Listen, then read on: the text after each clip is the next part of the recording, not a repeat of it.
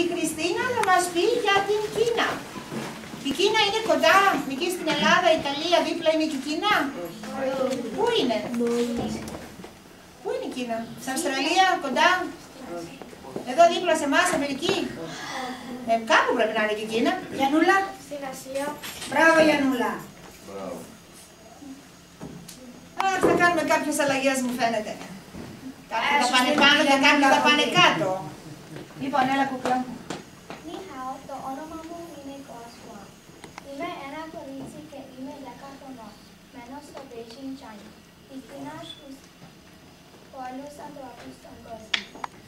Ένα πέμπτο από το πληθυσμό όλου κόσμου μένουν στην Κίνα. Παίζουμε παιχνίδια σαν το πινκ-πονγκ, βόλεϊμπολ, καλοπρόσφαιρα και μπάντμιντον. Είναι κρύο χειμώνα και κάνει ζέστη στο καλοκαίρι. Έχω 10 λεπτά ανάμεσα κάθε τάξη και έχω 2 ώρες διάλειμμα. Πηγαίνω στο σχολείο 6 μέρες την εβδομάδα και δεν πηγαίνω στην Κυριακή. Δεν έχουμε αλφαβήτα, έχουμε χαρακτήρες. Κάθε χαρακτήρας είναι ένα σύμβολο και σημαίνει ολόκληρη λέξη. Για παράδειγμα, κάθε μέρες στην οικογένεια μου αρχίζει με ένα ρύζι. Αργότερα τρώμε σούπα, πυρήνο και ψάρι. Τρώμε με ξυλαράκια και κουτέλα. Το συνολικό τείχος είναι 5 χιλιόμετρα. Μαζί χιλιών στον κόσμο. Οι πιο μεγάλες χώρες στην Κίνα είναι η Σαγκάη και το Beijing. Πολλοί Κινέζοι βοσκούν είδες και προβατίνες και έχουν χωράφια. Οι Κινέζοι ήταν οι πρώτοι που πήραν το χαρτί, το μετάξι και το έλα. Πορσελάνη. Πορσελάνη. Και τώρα πρέπει να φύγεις, πρέπει να φύγεις. Για πάρτε εκεί και πήγαινε κοντά στα παιδιά να το δούνε.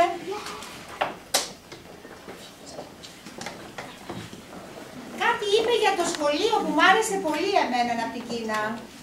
Το ακούσατε, το καταλάβατε τι είπε? Ποιος θα μου πει τι είπε? Και από τα μεγάλα τα παιδιά. Για λέγε Κυριάκο. Πηγαίνουν σχολείο 6 μέρες την εβδομάδα και δεν τελειώνουν ποτέ.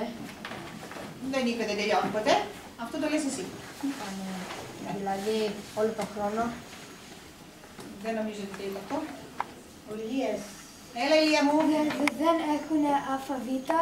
Μπράβο. Τι έχουν αντί για αλφαβήτα? Έχουν... δεν ξέρω. Έχουνε τους χαρακτήρες, έτσι τα λένε, και ένας χαρακτήρας, αυτά κάτι σημαδάκια, τα έχετε δει. Και γι' αυτό λέμε αυτά είναι κινέζικα, δεν μπορούμε να τα διαβάσουμε. Και κάθε τέτοιο είναι μία ολόκληρη τι? Μία ολόκληρη λέξη.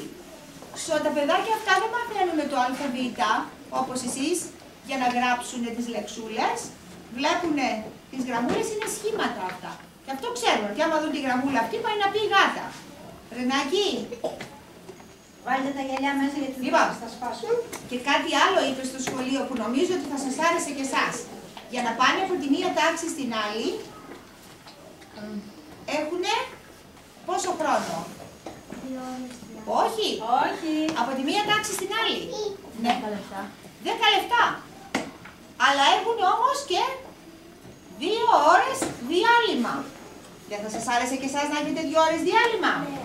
Ωραία, δεν θα ήταν, θα τρώγατε, θα παίζατε, από όλα τα καλά. 2 ώρες διάλειμμα. Μπράβο. Και πόσες ώρες μένουν στο σχολείο, κυρία Τζέννη, με 2 ώρες διάλειμμα? Τις ίδιες ώρες που máme κι εμείς. Αλλά πάνε 6 μέρες. Πρέπει να μένουμε πιο αργά.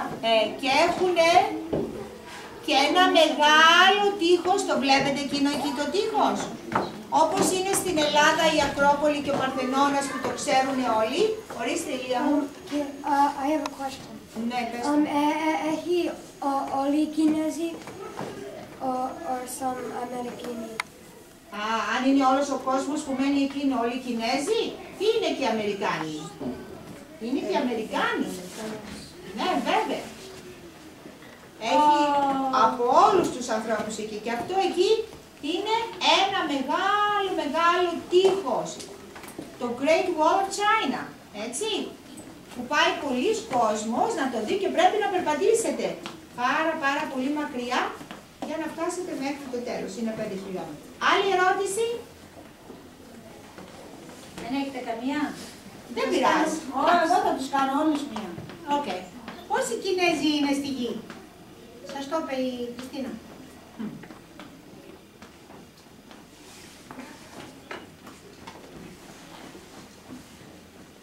Η Χριστίνα σας είπε πόσοι περίπου Κινέζοι υπάρχουν και ζουν οι περισσότεροι στην Κίνα.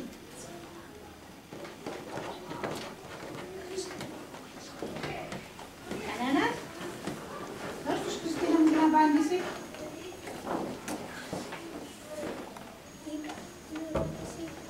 Πόσοι Κινέζοι είναι εκεί?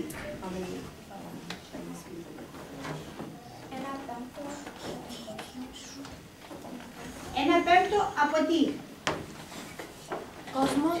Από τον κόσμο όλο. Από όλους τους ανθρώπους που ζουν στη γη, 1/5, ένα πέμπτο είναι Κινέζοι. Πρέπει να είναι οι περισσότεροι άνθρωποι στη γη Κινέζοι, Έχει πολλούς Κινέζους ο κόσμος. Λοιπόν, μπράβο Χριστινάκη, πολύ ωραία.